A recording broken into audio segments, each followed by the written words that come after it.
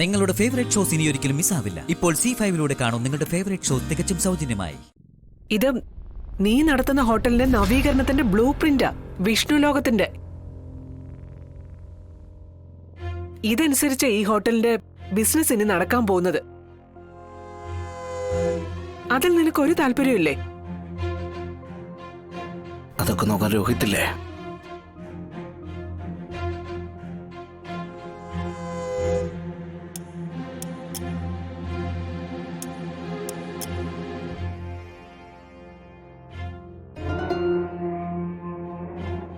എന്നാ ഞാൻ ഇറങ്ങട്ടെ സത്യമ്മേ. സമയത്ത് ഞാൻ ചെന്നില്ലെങ്കിൽ സ്റ്റാഫ് എല്ലാം ഉഴപ്പും. പോയിട്ട് വാ.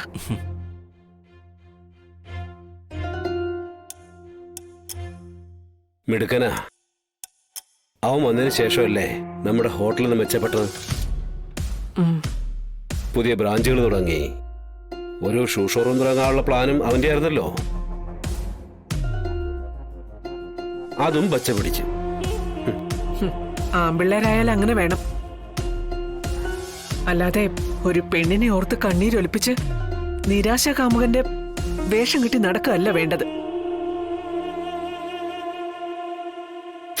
ഭാമേ, വെറുതെ എന്തിനാ? വെറുതെ അല്ല രാഘവേട്ട. ഈ വീട്ടിൽ ആരാ ചത്തത്?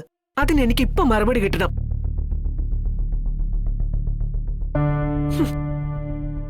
ചത്തെങ്കിൽ തന്നെ അതിന് ദുഃഖാചരണത്തിന് ഒരു പരിധിയില്ലേ?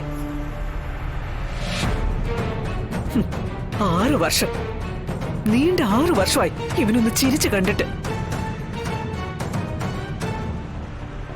ബിസിനസ്സിലോ പണം പിരിക്കാനോ ഒന്നിലും ഒരു താല്പര്യമില്ല. ഒരു സിനിമ കാണണ്ട, പാട്ട് കേൾക്കണ്ട, അതിന് മാത്രം ഇവിടെ എന്താ സംഭവിച്ചെന്ന് എനിക്ക് അറിയില്ല.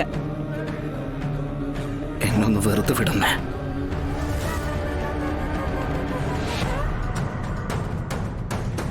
അങ്ങനെ വിടാൻ പറ്റില്ല വിഷ്ണു. സാധാരണ മനുഷ്യരെ പോലെ ജീവിക്കണം നീ. അല്ല, ഇനിയിപ്പോ ഒരു കൂട്ടില്ലാത്താണ് നിന്റെ സങ്കടമെങ്കിൽ അതിനുവേണ്ടിയല്ലേ കല്യാണം ആലോചിച്ചത്. അപ്പൊ നിനക്കത് വേണ്ട.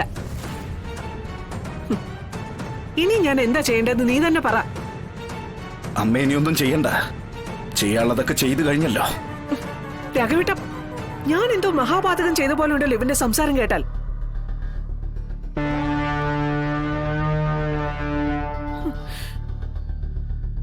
പാതകം തന്നെയാണ് അമ്മേ. അത് ചെയ്തത് അമ്മയും. അമ്മ ചോദിച്ചില്ല ഇവിടെ ആരാ മരിച്ചെന്ന്. ഒരുപാട് പേര് മരിച്ചമ്മേ, ഒരുപാട് പേര്. എന്റെ മനസ്സിലെ സ്വപ്നങ്ങൾ, ആഗ്രഹങ്ങൾ, പ്രതീക്ഷകൾ, നല്ലതായിട്ട് എന്തൊക്കെ ഉണ്ടായിരുന്നോ അതെല്ലാം.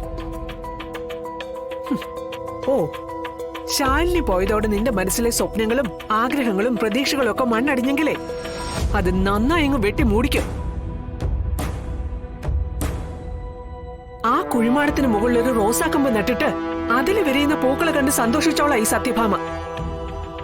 ഭാമേ, അതെ രാഘവേട്ട, അവളുടെ പേര് നീ വീട്ടിൽ കേട്ടുപോയരുത്. ഒരു ശാലിനി.